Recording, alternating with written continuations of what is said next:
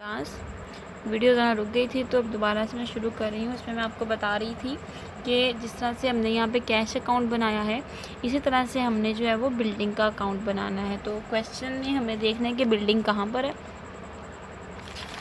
तो एंट्री थी हाँ यहाँ पे। अब ये देखिए बिल्डिंग हमारी क्या हो रही है, डेबिट हो रही है। कैश और बिल्डिंग हमारे पास डेबिट हो रहे हैं, वजह बनी कैपिटल। अब हमने क्या करना है कि बिल्डिंग की अमाउंट कितनी है, 1,20,000। इसको हमने लिखना है यहाँ पे डेबिट साइड पे, क्योंकि बिल्डिंग हमारी क्या हो रही है, डेबिट। तो यहाँ पे हम ये लिख लेते हैं डेट, डिटेल्स JR, और यहाँ पे रुपीस। इसी तरह से यहाँ भी डेट, डिटेल्स JR एंड यहाँ पे रुपीस। ये साइड हमारी डेबिट और यहाँ पे हमारी साइड होगी क्रेडिट। अब बिल्डिंग हमारी क्या हो रही थी, डेबिट, 1,20,000 से। पहले हमें लिखनी है अमाउंट कि बिल्डिंग हमारी यहाँ पे देखें 1,20,000 से क्या हो रही थी, डेबिट हो रही थी, वजह बनी कैपिटल। तो इसी तरह से हमने यहाँ पे वजह लिख लेनी है कैपिटल। और कैपिटल का जो रेफरेंस था, कैपिटल का रेफरेंस हमारे पास 3 था, वो हमने यहाँ पे लिख लेना है। ठीक है, डेट है यहाँ पे 1 जनवरी। अब मैंने आपसे जैसे कल भी कहा था कि हमने मंथ के लास्ट पे ये सारी चीज़ें चेक करनी है कि हमें कितना जो है वो हमारा बैलेंस बना।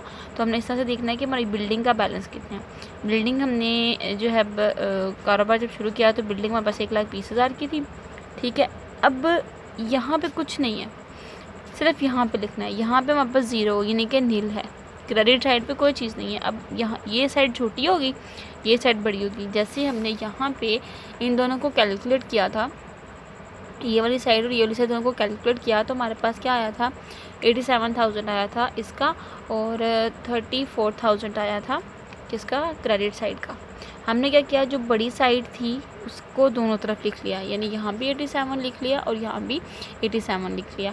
फिर हमने माइनस किया इन दोनों को माइनस किया, यानी कि जो हमारे पास 34 अमाउंट थी, हमने 87 में से वो माइनस की, जितनी छोटी थी वो हमने यहाँ पे लिख ली।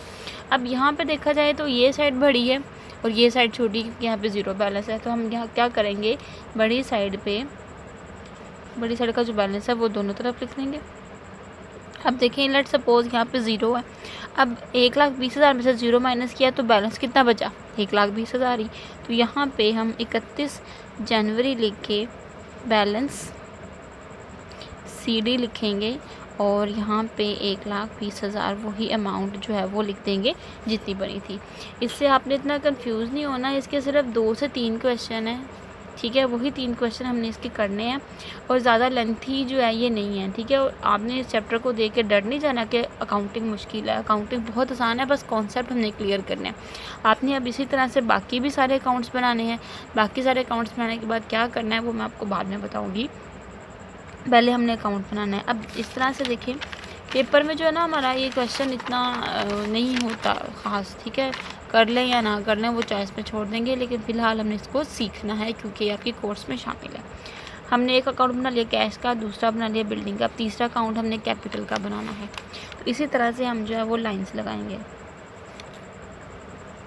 ठीक है, जो भी हमारी लेजर की लाइन्स लगी हैं, डेट, डिटेल, पोस्ट रेफरेंस और यहाँ पे वो, फिर इस तरह से ही डेट, इस तरह से नेक्स्ट बनाएंगे हम कॉलम। मैं रफली जो है वो बना रही हूँ। ठीक है, इस तरह से यहाँ पे डेट, इस तरह से डिटेल्स, ठीक है, JR, और यहाँ पे हो जाएगा रुपीस, फिर डेट, डिटेल्स, JR और यहाँ पे रुपीस। ये साइड होगी डेबिट और ये साइड होगी क्रेडिट। अब यहाँ पे हमें लिखना है कैपिटल अकाउंट नंबर 3। अब हमारे पास कैपिटल क्या हो रहा है, कैपिटल हमारे पास क्रेडिट हो रहा है, किसकी वजह से, कैश और बिल्डिंग की वजह से। टॉप पे हमने जिसका नाम लिख लिया उसका नाम अंदर नहीं आएगा, ये बात आपने याद रखनी है। जो वजह होगी वो वजह इसके अंदर लिखी जाएगी। अब कैपिटल हमारे पास हो रहा है क्रेडिट। ठीक है, 1,85,000 से हो रहा है, लेकिन 2 चीज़ों की वजह से हो रहा है, कैश और बिल्डिंग की वजह से। इसलिए हम यहाँ पे क्या करेंगे, क्रेडिट साइड पे कैश की जो है वो कितनी अमाउंट है 65,000, वो लिख लेंगे। और साथ में बिल्डिंग की वैल्यू कितनी है वो लिख लेंगे, 1,20,000। इसकी वैल्यू 1 थी और GR इसका 1 था और इसका 2 था, वो लिख लिया। अब इसी तरह से इसका भी ऐसे टोटल करेंगे। ये साइड हमारी 0 है, नील है, नील का मतलब क्या होगा 0, ठीक है, तो नील ही लिख लेते हैं। अब इन दोनों को जमा किया तो 1,85,000 आ गया, वो भी इधर लिख लिया, बड़ी साइड है 1,85,000 यहाँ पे आ गया। अब ये साइड हमारी बड़ी है, ये साइड छोटी है, तो जो साइड जितनी साइड से छोटी होगी उसकी उतनी वैल्यू लिख देंगे। अब 1,85,000 में से हमने 0 माइनस किया तो हमारे पास 1,85,000 ही आ गया, वो हम यहाँ पे लिख लेंगे। और यहाँ पे 31 जनवरी, ठीक है। हमने मंथ का आखिर इसलिए लिखना है क्योंकि हमने मंथ के आखिर में ये चीज़ चेक करनी है कि हमारे पास कितना बैलेंस बचता है। तो हमारा बैलेंस जो है वो इतना हो गया जितना ही बना था, तो बैलेंस सीरीज का नाम हो जाएगा। अब इसी तरह से चौथा हमारे पास बनेगा परचेजेस का। जी, तो यहाँ पे मैंने परचेज अकाउंट बना लिया। अकाउंट नंबर 4 है हमारे पास। परचेजेस हमारे पास क्या हो रही है, डेबिट। अब परचेजेस देखनी है हमारे पास क्या हो रही है, परचेजेस डेबिट हो रही है।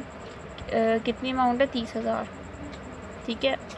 परचेजेस डेबिट हो रही है, वजह बनी कैश, क्योंकि परचेजेस डेबिट इसीलिए हो रही है क्योंकि कैश क्रेडिट हो रहा है, तो कैश क्रेडिट होने की वजह से परचेज डेबिट हो रही है।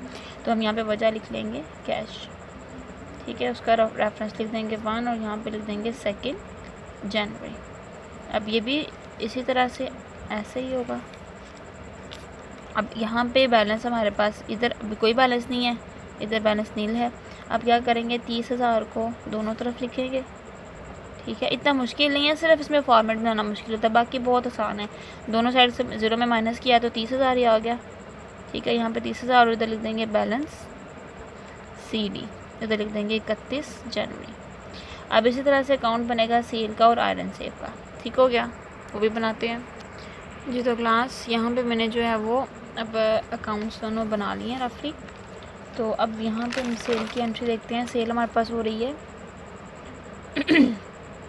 क्रेडिट हो रही है कैश की वजह से, ठीक हो गया। तब यहाँ पे सेल क्रेडिट हो रही है, वैल्यू थी इसकी 22,000, वो हमने लिख ली और यहाँ पे लिख लिया कैश।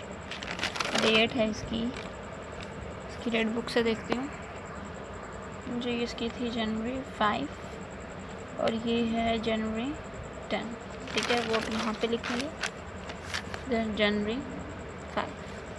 अब यहाँ पे भी सेम इस तरह से, अब यहाँ इस साइड पे कोई अमाउंट नहीं है, 22,000 है तो 22 को दोनों तरफ लिख देंगे, ठीक है। अब 22 को इसमें से माइनस किया तो 22 ही आ गया और यहाँ पे लिख देंगे बैलेंस CD 31 जनवरी। अब इसी तरह से आयरन सेफ की एंट्री करेंगे। आयरन सेफ हमारे पास क्या हो रही है, आयरन सेफ को देख लें, वो डेबिट हो रही है कैश की वजह से।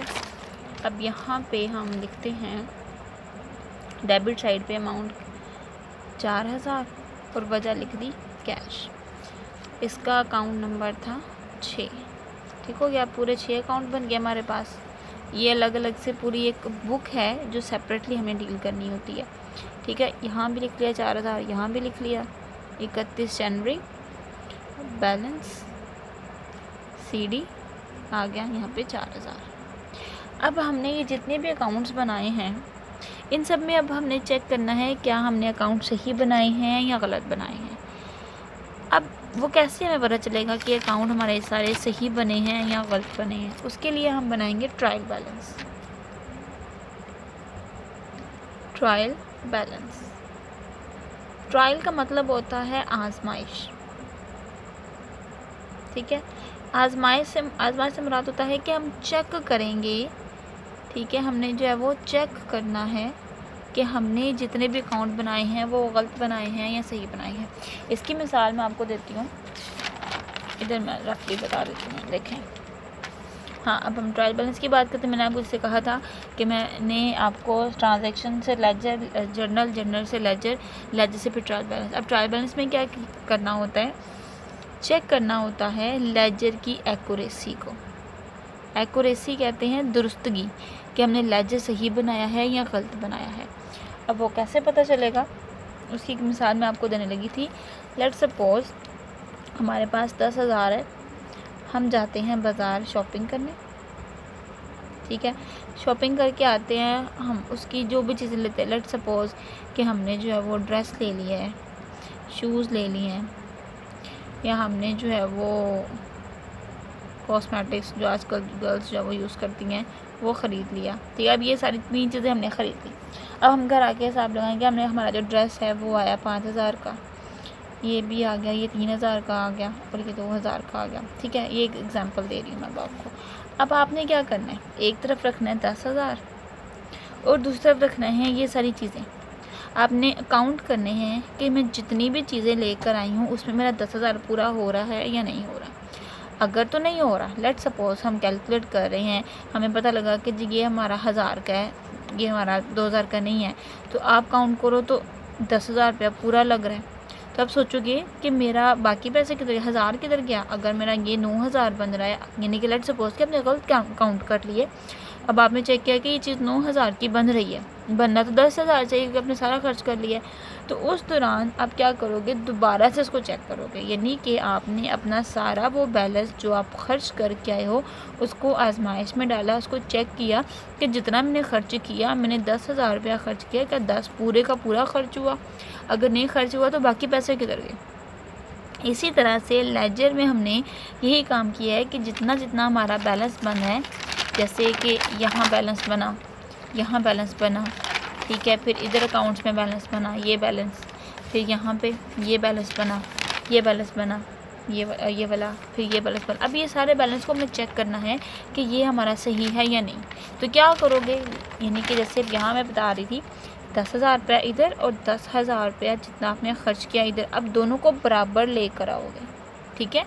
बराबर जब लेकर आओगे तभी आपको पता चलेगा कि आपका जो है वो खर्चा सही हुआ है या नहीं, ठीक हो गया।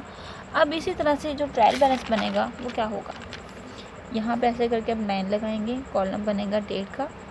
यहाँ पे हर चीज़ के लिए अलग अलग से जो है वो कॉलम होंगे, जिस तरह से हम जर्नल का कॉलम बनाते हैं ऐसे ही इसका हम कॉलम बनाएंगे। ये पूरा फॉर्मेट है, इसको फॉर्मेट कहा जाता है। ये मैंने बना लिया। अब हमने क्या करना है, इधर डेट, इधर डिटेल्स, इधर पोस्ट रेफरेंस, यहाँ हम कह सकते हैं रेफरेंस नंबर, ठीक है। अब पोस्ट रेफरेंस ही रेफरेंस नंबर लिख देते हैं। इधर डेबिट साइड और इधर क्रेडिट साइड। अब वो सारी वैल्यूज़ जो हमारी ट्रायल बैलेंस के जो बैलेंस ये CD और BD का है ना, वो बैलेंस हमने सारा लिखना है, ठीक है। अब यहाँ पे देखें, ये बैलेंस CD है, ये लिखा हुआ क्रेडिट साइड पे है। क्यों? क्योंकि क्रेडिट साइड हमारी छोटी है और डेबिट साइड बड़ी है। तो ये बात याद रखिएगा, जो साइड बड़ी होगी वो बैलेंस माना जाएगा। इसका मतलब ये लिखा तो क्रेडिट साइड पे हुआ, लेकिन इसका मतलब क्या है कि ये हमारा डेबिट बैलेंस है, क्योंकि जो साइड हमारी बड़ी होगी उसका बैलेंस जो है माना जाएगा। अब ये हमारा क्या है, ये हमारा डेबिट बैलेंस है, तो हम यहाँ पे कैश लिखेंगे, ठीक हो गया। कैश का रेफरेंस नंबर लिखेंगे और डेबिट बैलेंस कितना आ गया 53,000 वो लिखेंगे। सेकंड पे है हमारे पास बिल्डिंग, क्रेडिट साइड पे लिखा हुआ है, इसका मतलब वो भी डेबिट बैलेंस है, क्योंकि ये साइड हमारी डेबिट साइड बड़ी थी। अब यहाँ पे बिल्डिंग लिखेंगे, यहाँ पे 2 और यहाँ पे 1,20,000। अब लिखेंगे कैपिटल, कैपिटल का हमने अकाउंट बनाया था जी यहाँ पे कैपिटल। अब यहाँ पे कैपिटल क्रेडिट साइड बढ़ी है हमारी, क्योंकि डेबिट साइड बिल्कुल नील थी, इसलिए हमारा ये क्रेडिट बैलेंस होगा, तो हम इसको कहाँ पे लिखेंगे, क्रेडिट साइड पे, ठीक हो गया। 1,85,000 इधर आ गया। उसके बाद हमने क्या करना है, परचेज़। अब यहाँ पे देखें, परचेज़ को डेबिट साइड पे लिखा हुआ है, क्रेडिट साइड पे है, ठीक है, तो इसका मतलब डेबिट बैलेंस है, तो परचेज़ हमारी होगी डेबिट। परचेज़ का था अकाउंट नंबर 4 और इसका था 3। नेक्स्ट हमारे पास सेल्स है, सेल हमारी क्रेडिट साइड पर है, ठीक है। तो क्या करेंगे यहाँ पे, सेल्स, इसको लिख देंगे 5 और इधर वैल्यू है, परचेज़ की वैल्यू नहीं लिखी, परचेज़ की वैल्यू थी 30,000, सेल की वैल्यू 22,000। और उसके बाद हमारे पास आयरन सेव है, आयरन सेव हमारे पास बेसिकली डेबिट है, ठीक है, क्योंकि क्रेडिट साइड पे लिखा है, डेबिट साइड छोटी है, इसलिए हमारा बैलेंस डेबिट बैलेंस बनेगा 4000। अब हमने क्या करना है, एंड पे दोनों को कैलकुलेट करना है जी। तो अब देखिएगा, इन दोनों साइड्स को इधर इधर टोटल करेंगे, इसका इधर टोटल करेंगे। अगर दोनों का साइड एक जैसा आ गया, जैसे हमने यहाँ पे वैल्यू दोनों की इधर भी एक जैसी लेकर आए कि इधर भी 10 पूरा होना चाहिए, इधर भी 10 पूरा होना चाहिए, इसी तरह से इधर भी उतनी ही वैल्यू होनी चाहिए जिधर इतनी है। अगर दोनों इक्वल आ गई तो उसका मतलब हमारा आंसर ठीक है, क्योंकि डेबिट क्रेडिट साइड हमेशा इक्वल होती है, ठीक है। 53,000, 1,20,000, उसके बाद आ जाएगा 30,000, उसके बाद आ गया 4,000, 2,07,000। अब इसी तरह से 1,85,000 जमा 22,000, 2,07,000। दोनों साइड्स सेम हो गई, ठीक हो गया। ये हमारा टोटल आ गया, इसको कहा जाएगा ट्रायल बैलेंस, ठीक हो गया। तो ये क्वेश्चन हमारा अब एक कंप्लीट हुआ है।